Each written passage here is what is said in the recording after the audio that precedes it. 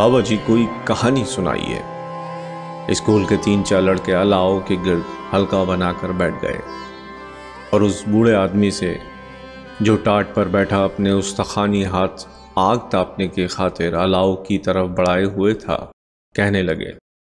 मर्द मोहम्मद ने, जो गालबन किसी गहरी सोच में गर्क था, अपना भारी सर उठाया, जो गर्दन की लागरी की वजह से नीचे को झुका हुआ था। कहानी? मैं खुद एक कहानी हूँ, मगर इसके बाद के अल्फाज उसने अपने पोपले मुंह में ही बड़बड़ाए। शायद वो उस जुमले को लड़कों के सामने अदा करना नहीं चाहता था, जिनकी समझ इस काबिल न थी कि वो इस किस्म के फ़लसफ़ियाना नकात हल कर सके। लकड़ी के टुकड़े एक शोर के साथ जल जल कर अलाव की आतिशी शकम को पुर कर रहे थे। शोलों की उनाबी रोशनी लड़कों के मासूम चेहरों पर एक अजीब अंदाज में रक्स कर रही थी। नन्ही नन्ही चिंगारियां सफ़ेद राख की नकाब उलट उलट कर हैरत में सरबुलंद शोलों का मुंह तक रही थीं। दरख्तों के खुश्क पत्ते बड़ी दलेरी से आग का मुकाबला करते हुए इस शोला अफशां कब्र में हमेशा के लिए कूद रहे थे। सर्द हवा के झोंके कोठड़ी की गर्म फजा का इस्तकबाल करते हुए उसके साथ बड़ी गर्म जोशी से बगलगीर हो रहे थे। कोने में मिट्टी का एक दिया अपनी कमज़ोर रोशनी पर आंसू बहा रहा था। कहानी, हर रोज़ कहानी, कल सुनाऊंगा। बूढ़े आदमी ने अलाव की रोशनी में से लड़कों की तरफ निगाहें उठाकर कहा। लड़कों के तमतमाते हुए चेहरों पर अफसुर्दगी छा गई। नाउमीदी के आलम में वो एक दूसरे का मुंह तकने लगे, गोया वो आंखों ही आंखों में कह रहे थे, आज रात कहानी सुने बगैर सोना होगा। यकायक इनमें से एक लड़का, जो दूसरों की निस्बत बहुत होशियार और ज़हीन मालूम होता था, अलाव के करीब तर सिरक कर बुलंद आवाज में बोला, मगर कल आपने वादा किया था और वादा खिलाफी करना दुरुस्त नहीं। क्या आपको कल वाले हामिद का अंजाम याद नहीं, जो हमेशा अपना कहा भूल जाया करता था? दुरुस्त, मैं भूल गया था। बूढ़े आदमी ने ये कहते हुए अपना सर झुका लिया, जैसे वो अपनी भूल पर नादिम है। थोड़ी देर बाद वो इस दलेर लड़के की जुर्रत का ख्याल करके मुस्कुराया। मेरे बच्चे, मुझसे गलती हो गई है, माफ़ कर दो। मगर मैं कौन सी कहानी सुनाऊं? ठहरो, मुझे याद कर लेने दो। ये कहते हुए वो सर झुकाकर गहरी सोच में गर्क हो गया। उसे जिन और परियों की लायानी दास्तानों से सख्त नफरत थी। वो बच्चों को वही कहानी सुनाया करता था जो उनके दिलो दिमाग के इस्लाह कर सके। उसे बहुत से फजूल किस्से याद थे जो उसने अपने अय्याम तिफली में सुने थे या किताबों से पढ़े थे, मगर इस वक्त वो अपने बरबत पीरी के बोसीता तार छेड़ रहा था कि शायद उनमें कोई खाबीदा राग जाग उठे। लड़के बाबा जी को खामोश देखकर आपस में आहिस्ता आहिस्ता गुफ्तगू कर रहे थे। गालिबन वो किसी लड़के का जिक्र कर रहे थे जिसे किताब चुराने पर बैत की सज़ा मिली थी। बातों बातों में उनमें से किसी ने बुलंद आवाज़ में कहा, मास्टर जी के लड़के ने भी तो मेरी किताब चुरा ली थी, मगर उसे सज़ा वज़ा ना मिली थी। किताब चुरा ली थी। इन 4 लफ्ज़ों ने जो पूरी आवाज़ में अदा किए गए थे, बूढ़े की खुफ्ता याद में एक वाक़े को जगा दिया। उसने अपना सफ़ेद सर उठाया और अपनी आंखों के सामने उस फरामोश करदा दास्तान को अंगड़ाइयाँ लेते हुए पाया। एक लम्हे के लिए उसकी आंखों में चमक पैदा हुई, मगर साथ ही वहीं गर्क हो गई। इस्तिराब की हालत में उसने अपने नहीफ जिस्म को जुम्बश देकर अलाव के करीब किया। उसके चेहरे के तगय्युर व तबद्दुल से साफ तौर पर आया था कि वो किसी वाक़े को दोबारा याद करके बहुत तकलीफ़ महसूस कर रहा है। अलाव की रोशनी बदस्तूर लड़कों के चेहरों पर नाच रही थी। दिया उसी तरह अपने जले नसीबों को रो रहा था। कोठड़ी के बाहर रात सिया जुल्फ़े बिखेरे रोशनी की तरफ अपनी तारीक आंखें फाड़ फाड़ कर देख रही थी। लड़के आपस में स्कूल की बातें करने में मशगूल थे। छत झुककर उनकी मासूम बातों को कान लगाकर सुन रही थी। दफतन बूढ़े ने आखिरी इरादा करते हुए कहा, बच्चों, आज मैं अपनी कहानी सुनाऊंगा। लड़के फौरन अपनी गुफ्तगू छोड़कर हमतन गोश हो गए। अलाव की चटकती हुई लकड़ियां एक शोर के साथ अपनी अपनी जगह पर उभर कर खामोश हो गईं। एक लम्हे के लिए फ़ज़ा पर मुकम्मल सकूत तारी रहा। अपनी कहानी सुनाएंगे? एक लड़के ने खुश होकर कहा। باقی سرک کر آگ کے قریب خاموشی سے بیٹھ گئے۔ ہاں، اپنی کہانی، یہ کہہ کر بوڑھے آدمی نے اپنی جھکی ہوئی گھنی بھوؤں میں سے کوٹھڑی کے باہر تاریکی میں دیکھنا شروع کر دیا۔ تھوڑی دیر کے بعد وہ پھر لڑکوں سے مخاطب ہوا۔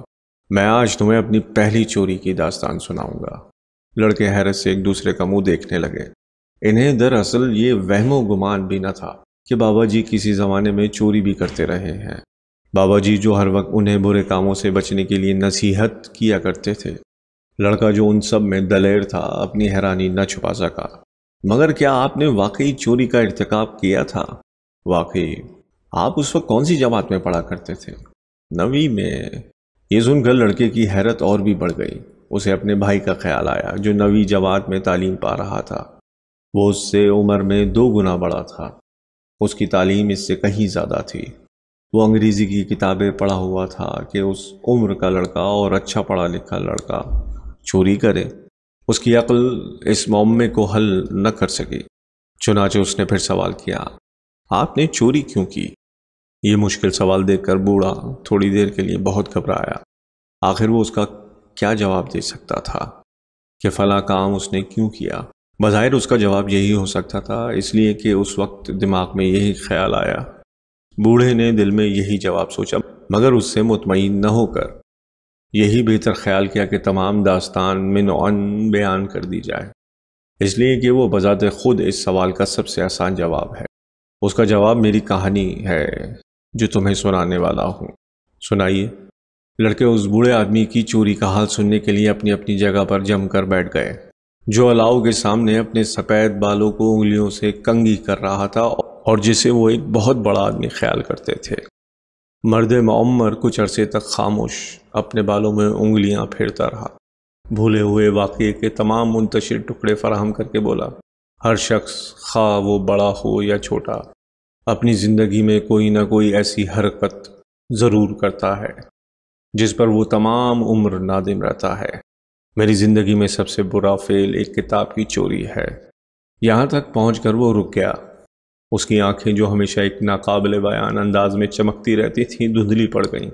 اس کے چہرے کی تبدیلی سے صاف ظاہر تھا کہ وہ اس واقعے کو بیان کرتے ہوئے زبردست ذہنی تکلیف کا سامنا کر رہا ہے۔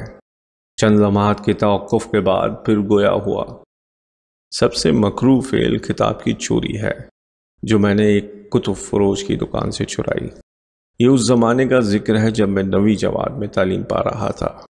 قدرتی طور پر جیسا کہ اب تمہیں کہانی سننے کا شوق ہے، مجھے افسانے یا ناول پڑھنے کا شوق تھا۔ نہیں، خبط تھا۔ دوستوں سے مانگ کر یا خود خرید کر میں ہر ہفتے ایک نہ ایک کتاب ضرور مطالعہ کیا کرتا تھا۔ وہ کتابیں عموماً عشق و محبت کی بے معنی داستانیں یا فضول جاسوسی قصے ہوا کرتے تھے۔ یہ کتابیں میں ہمیشہ چھپ چھپ کر پڑھا کرتا تھا۔ میرے والدین کو میری اس حرکت کی کوئی خبر نہ تھی۔ اگر انہیں معلوم ہوتا تو وہ مجھے ہرگز ایسا نہ کرنے دیتے، اس لیے کہ اس قسم کی کتابیں اسکول کے لڑکے کے لیے بہت نقصان دہ ہوتی ہیں۔ میں ان کے مہلک نقصان سے غافل تھا، چنانچہ مجھے اس کا نتیجہ بھگتنا پڑا۔ میں نے چوری کی اور پکڑا گیا۔ آپ پکڑے گئے؟ ایک لڑکے نے حیرت زدہ ہو کر کہا۔ ہاں، پکڑا گیا، چونکہ میرے والدین اس واقعے سے بے خبر تھے۔ یہ عادت پکتے پکتے میری طبیعت بن گئی۔ اب مجھے ہر روز ایک کتاب یعنی ناول کی ضرورت لاحق ہونے لگی۔ گھر سے جتنے پیسے ملتے میں انہیں جوڑ جوڑ کر بازار سے افسانوں کی کتابیں خریدنے میں صرف کر دیتا۔ اسکول کی پڑھائی سے رفتہ رفتہ مجھے نفرت ہونے لگی۔ بس ہر وقت میرے دل میں یہی خیال سمایا رہتا کہ فلاں کتاب جو فلاں ناول نویس کی لکھی ہوئی ہے ضرور پڑھنی چاہیے، یا فلاں کتب فروش کے پاس نئی ناولوں کا ایک ذخیرہ موجود ہے، وہ ایک نظر ضرور دیکھنا چاہیے۔ شوق کی یہ انتہا دوسرے معنوں میں دیوانگی ہے۔ اس حالت میں انسان کو معلوم نہیں ہوتا کہ وہ کیا کرنے والا ہے یا کیا کر رہا ہے۔ اس وقت وہ ایک بے عقل بچے کی مانند ہوتا ہے جو اپنی طبیعت خوش کرنے یا شوق پورا کرنے کے لیے جلتی ہوئی آگ میں ہاتھ ڈال دیتا ہے۔ اسے یہ پتہ نہیں ہوتا کہ وہ چمکنے والی شے جسے وہ پکڑ رہا ہے اس کا ہاتھ جلا دے گی۔ ٹھیک یہی حالت میری تھی۔ فرق اتنا ہے کہ بچہ شعور سے محروم ہوتا ہے، اس لیے وہ بغیر سمجھے بوجھے بری سے بری حرکت کر بیٹھتا ہے، مگر میں نے عقل کا مالک ہوتے ہوئے چوری ایسے مکروہ جرم کا ارتکاب کیا۔ یہ آنکھوں کی موجودگی میں میرے اندھے ہونے کی دلیل ہے۔ میں ہرگز ایسا کام نہ کرتا اگر میری عادت مجھے مجبور نہ کرتی۔ ہر انسان کے دماغ میں شیطان موجود ہوتا ہے جو وقتاً فوقتاً اسے برے سے برے کام کرنے پر مجبور کرتا ہے۔ یہ شیطان مجھ پر اس وقت غالب آیا جبکہ مجھے سوچنے کے لیے بہت کم وقت تھا۔ خیر، لڑکے خاموشی سے بوڑھے کے ہلتے ہوئے لبوں کی طرف نگاہیں گاڑے اس کی داستان کو سن رہے تھے۔ داستان کا تسلسل اس وقت ٹوٹتے دیکھ کر جبکہ اصل مقصد بیان کیا جانے والا تھا، وہ بڑی بے قراری سے بقایا تفصیل کا انتظار کرنے لگے۔ مسعود بیٹا، یہ سامنے والا دروازہ تو بند کر دینا، سرد ہوا آ رہی ہے، بوڑھے نے اپنا کمبل گھٹنوں پر ڈالتے ہوئے کہا۔ مسعود اچھا بابا جی کہہ کر اٹھا اور کوٹھڑی کا دروازہ بند کرنے کے بعد اپنی جگہ پر بیٹھ گیا۔ ہاں تو ایک دن جب کہ والد گھر سے باہر تھے، بوڑھے نے اپنی داستان سنانا شروع کر دی۔ مجھے بھی کوئی خاص کام نہ تھا اور وہ کتاب جو میں ان دنوں پڑھ رہا تھا قریب الاختتام تھی، اس لیے میرے جی میں آئی کہ چلو فلاں کتب فروش تک ہو آئیں جس کے پاس بہت سی جاسوسی ناولیں پڑی ہوئی ہیں۔ میری جیب میں اس وقت کچھ پیسے موجود تھے جو ایک معمولی ناول کے دام ادا کرنے کے لیے کافی تھے۔ چنانچہ میں گھر سے سیدھا اس کتب فروش کی دکان پر گیا۔ یوں تو اس دکان پر ہر وقت بہت اچھی ناولیں موجود رہتی تھیں، مگر اس دن خاص طور پر بالکل نئی کتابوں کا ایک ڈھیر باہر تختے پر رکھا ہوا تھا۔ ان کتابوں کے رنگ برنگے سرے ورق دیکھ کر میری طبیعت میں ایک ہیجان سا برپا ہو گیا۔ دل میں ایک خواہش گدگدانے لگی کہ وہ تمام میری ملکیت بن جائیں۔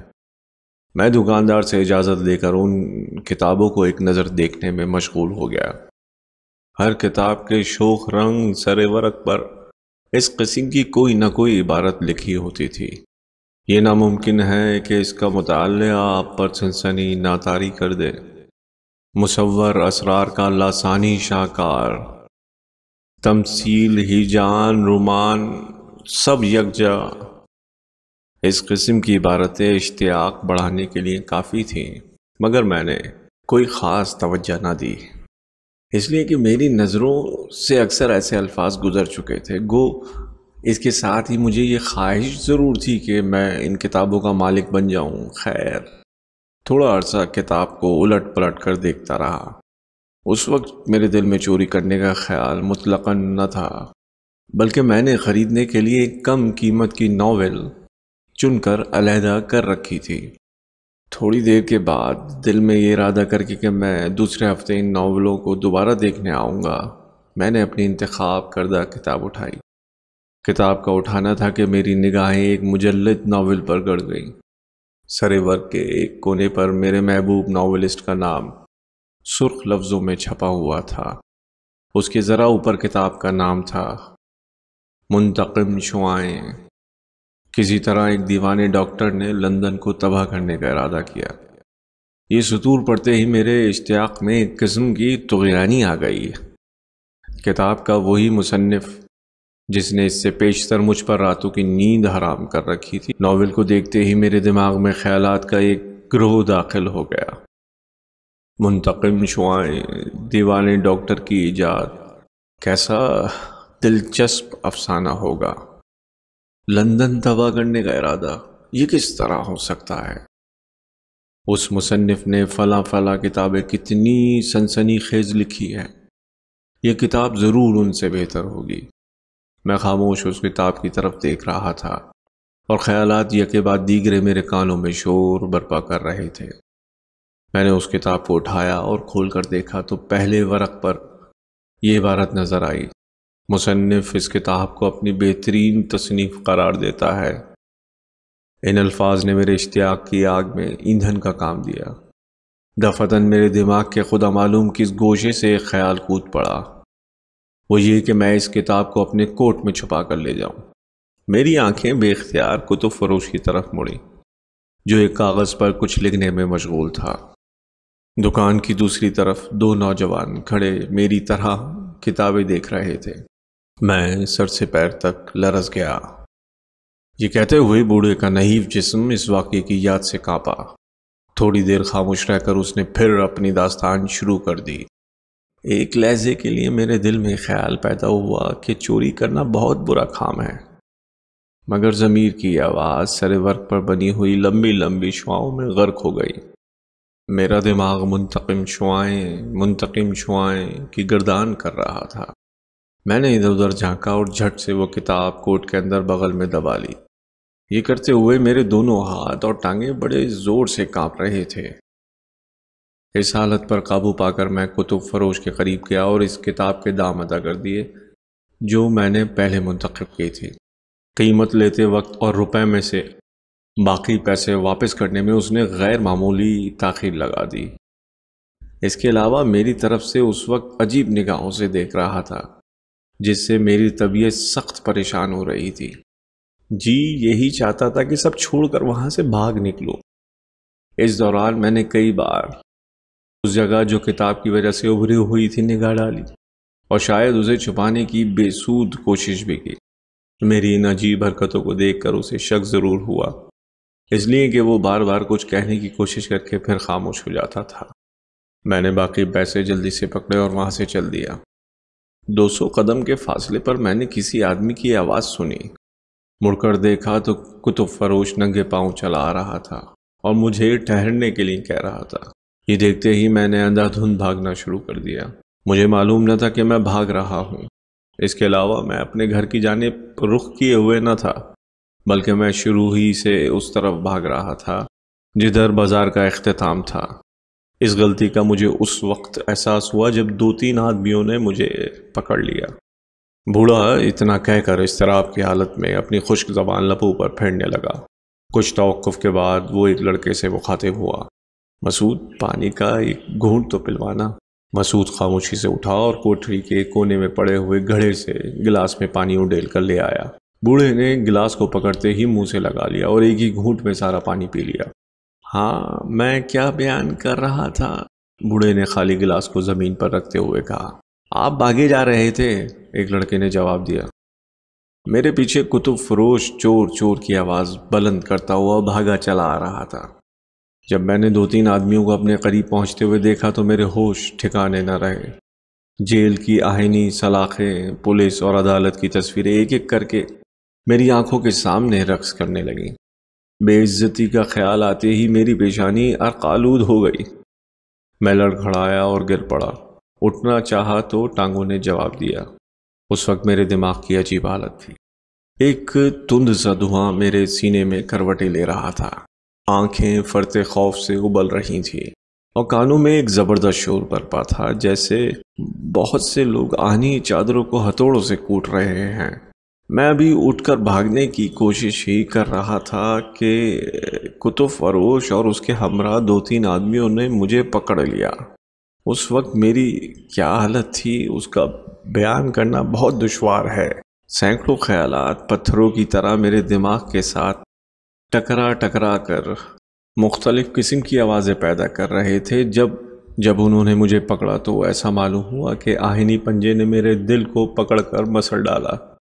میں بالکل خاموش تھا اور وہ مجھے دکان کی طرف کشاں کشاں لے جا رہے تھے۔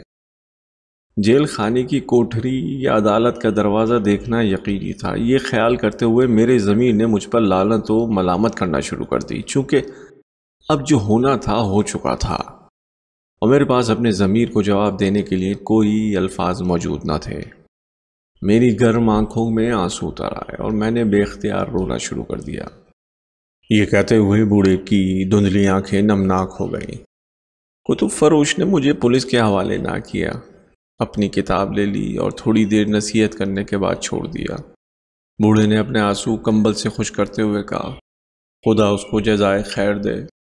میں عدالت کے دروازے سے تو بچ گیا، مگر اس واقعے کی والد اور اسکول کے لڑکوں کو خبر ہو گئی۔ والد مجھ پر سخت خفا ہوئے اور ہر ممکن طریقے سے مجھے اس مکروہ فعل پر شرم دلانے کے بعد معاف کر دیا۔ 2-3 مرتبہ مجھے اس ندامت کا بخار آتا رہا۔ اس کے بعد جب میں نے دیکھا کہ میرا دل کسی کروٹ آرام نہیں لیتا اور مجھ میں اتنی قوت نہیں کہ میں لوگوں کے سامنے اپنی نگاہیں اٹھا سکوں، تو میں شہر چھوڑ کر وہاں سے ہمیشہ کے لیے روپوش ہو گیا۔ اس وقت سے لے کر اب تک میں نے مختلف شہروں کی خاک چھانی ہے، ہزاروں مصائب برداشت کیے ہیں، صرف اس کتاب کی چوری کی وجہ سے جو مجھے تادم مرگ نادم و شرمسار رکھے گی۔ اس آوارہ گردی کے دوران میں نے اور بھی بہت سی چوریاں کیں، ڈاکے ڈالے اور ہمیشہ پکڑا گیا، مگر میں ان پر نادم نہیں ہوں، مجھے فخر ہے۔ یہ کہتے ہوئے بوڑھے کی دھندلی آنکھوں میں پہلی بار پہلی سی چمک نمودار ہو گئی اور اس نے الاؤ کے شعلوں کو ٹکٹکی لگا کر دیکھنا شروع کر دیا۔ ہاں، مجھے فخر ہے۔ یہ الفاظ اس نے توقف کے بعد دوبارہ کہے۔ آگ کا ایک شعلہ نامعلوم کیوں بلند ہوا اور ایک لمحہ فضا میں تھر تھر آ کر الاؤ کی آغوش میں سو گیا۔ بوڑھے نے شعلے کی جرت دیکھی اور مسکرایا اور پھر لڑکوں سے مخاطب ہو کر کہنے لگا، کہانی ختم ہو گئی ہے، اب تم جاؤ، تمہارے والدین انتظار کرتے ہوں گے۔ مگر آپ کو اپنی دوسری چوریوں پر فخر کیوں ہے؟ مسعود نے سوال کیا۔ فخر کیوں ہے؟ بوڑھا مسکرایا۔ اس لیے کہ وہ چوریاں نہیں تھیں۔ اپنی سرقہ شدہ چیزوں کو دوبارہ حاصل کرنا چوری نہیں۔ میرے عزیز، بڑے ہو کر تمہیں اچھی طرح معلوم ہو جائے گا، ہر وہ چیز جو تم سے چرا لی گئی ہو، تمہیں حق حاصل ہے کہ اسے ہر ممکن طریقے سے اپنے قبضے میں لے آؤ، مگر یاد رہے تمہاری یہ کوشش کامیاب ہونی چاہیے، ورنہ ایسا کرتے ہوئے پکڑے جانا اور اذیتیں اٹھانا عبث ہے۔ لڑکے اٹھے اور بابا جی کو شب بخیر کہتے ہوئے کوٹھری کے دروازے سے باہر چلے گئے۔ بوڑھے کی نگاہیں ان کو تاریکی میں گم ہوتے دیکھ رہی تھیں۔ تھوڑی دیر اس طرح دیکھنے کے بعد وہ اٹھا اور کوٹھری کا دروازہ بند کرتے ہوئے بولا، اگر بڑے ہو کر وہ صرف کھوئی ہوئی چیزیں واپس لے سکیں۔ بوڑھے کو خدا معلوم ان لڑکوں سے کیا امید تھی۔